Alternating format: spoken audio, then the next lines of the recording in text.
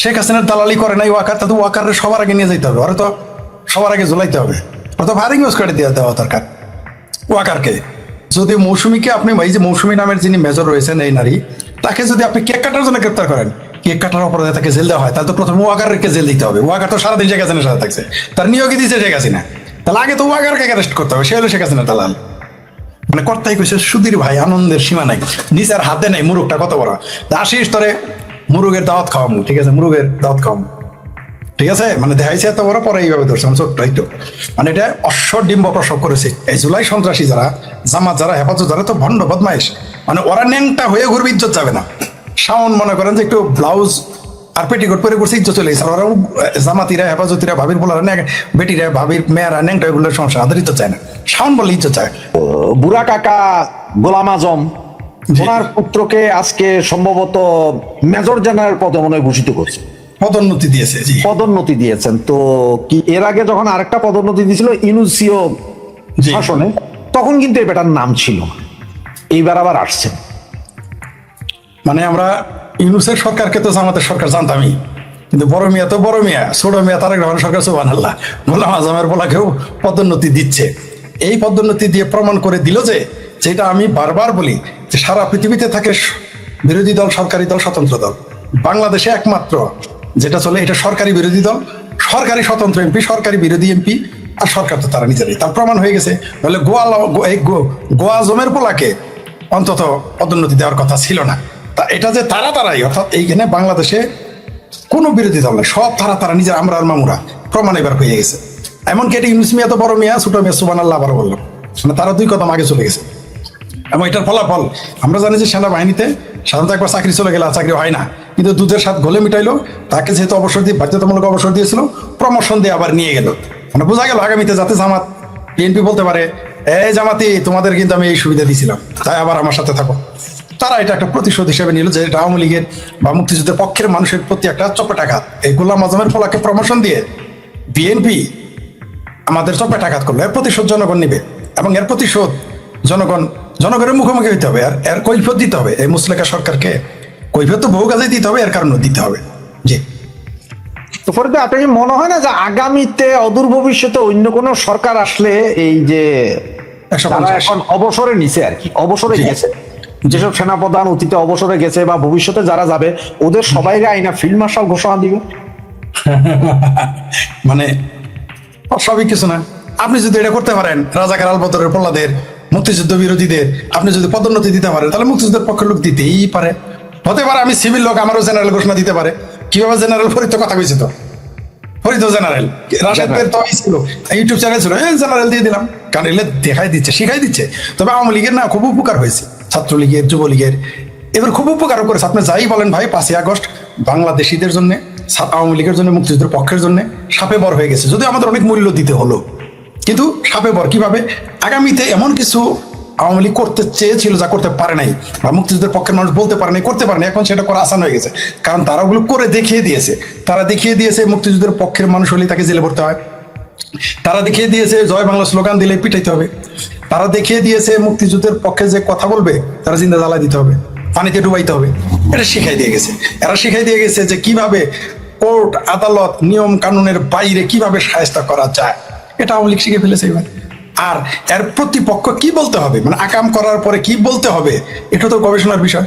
মোটামুটি কিছুই করার দরকার নাই, জাস্ট জামাত আর বিএনপি আর ভাবির পোলাদের এই কথাগুলো শুধু কপি করে একটা নোট করে সামনে রেখে দিতে হবে।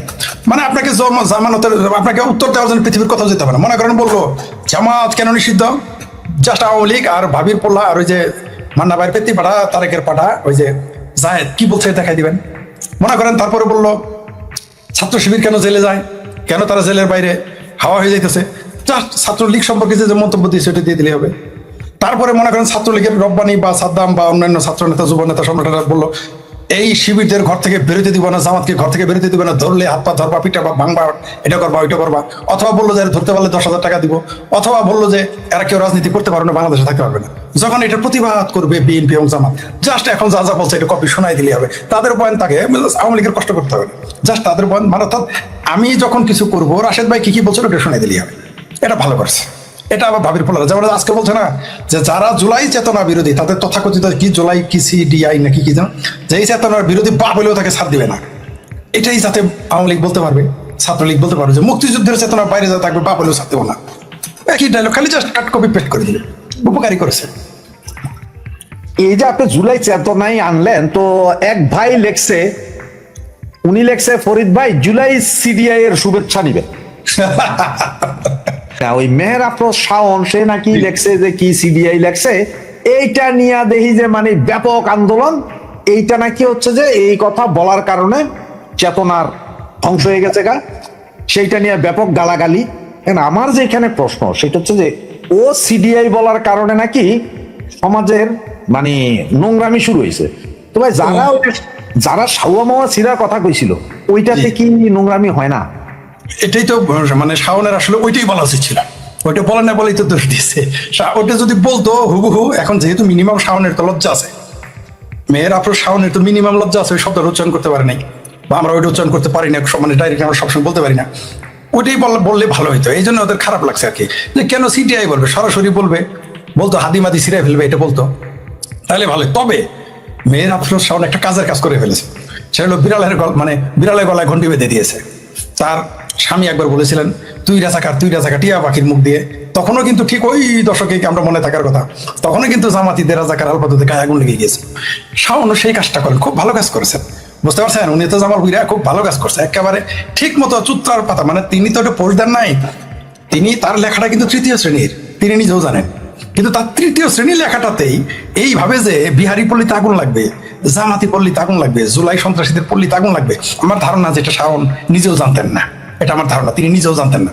তো ভালো কাজ হয়েছে, আমি মেহের আফরোজ শাওনকে ধন্যবাদ জানাবো। আপনি এরকম তৃতীয় শ্রেণী লেখাগুলি লেখেন, যেগুলো ওদের চটপট, যেটা ওদের সুতার বা তার মতো লাগবে সেগুলোই বলতে হবে, যেমন কুকুর তেমন মুগুর দিতে হবে, তাছাড়া কোনো, যেমন গুণ ওল তেমন বাঘা তেঁতুল হচ্ছে এই শাওন। খুব ভালো কাজ করেছে এবং এটা হওয়া উচিত। যারা এখন বলতেছে শাওনের এই কথাতে মানে মানুষের রুচি নষ্ট হয়ে গেছে, যখন হাদি ও শাওয়া ছিঁড়ে ফেলতে বলতো, ছিঁড়তে চাইতো এবং এখনো বলে, মৌলবীরাও আজকাল এটা বলে। তারপর এক ভাবির মেয়ে আছে দেখলাম, বীর মুক্তিযোদ্ধা ফজলুর রহমান বাসার সামনে যাবে বলছে, তখন তোমাদের রুচিতে দুর্ভিক্ষ লাগে নাই, ও এখন শাওন অর্ধেক বলছে তাতেই রুচিতে বেঁধে গেছে। মানে মানে চড়িপে চড়ি ফের বেশি না জড়ি, ওরা ন্যাংটা হয়ে ঘুরবে, সমস্যা নাই। আসলে শাওনের উপর ক্ষোভটা কেন জানেন? কারণ তিনি মুক্তিযুদ্ধের পক্ষে বল, তার বক্তব্যটা আসলে তো তার ওই পোস্ট একটা প্রতিবাদ, একটা প্রতীকী প্রতিবাদ। তো এই প্রতিবাদের কারণে জুলাই সন্ত্রাসী এবং মুক্তিযুদ্ধের বিরুদ্ধে চলে গেছে, এই জন্য তাদের এত রাগ এত ক্ষোভ।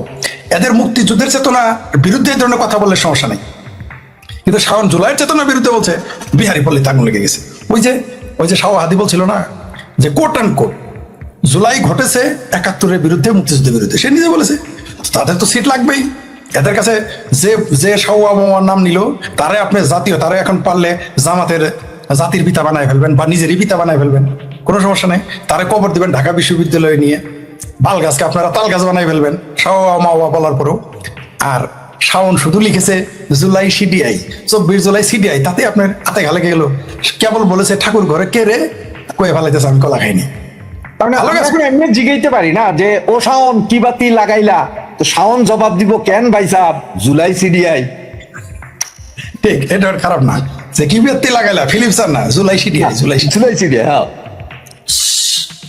ফরিদ ভাই, এইদিকে আবার আজকে বিজনেস স্ট্যান্ডার্ড ৩ ঘন্টা আগের একটা খবর, চায়না বাংলাদেশকে 0 ট্যারিফ ঘোষণা দিচ্ছে, মানে বাংলাদেশে মাল চায়নাতে 0% ট্যারিফে যাবে।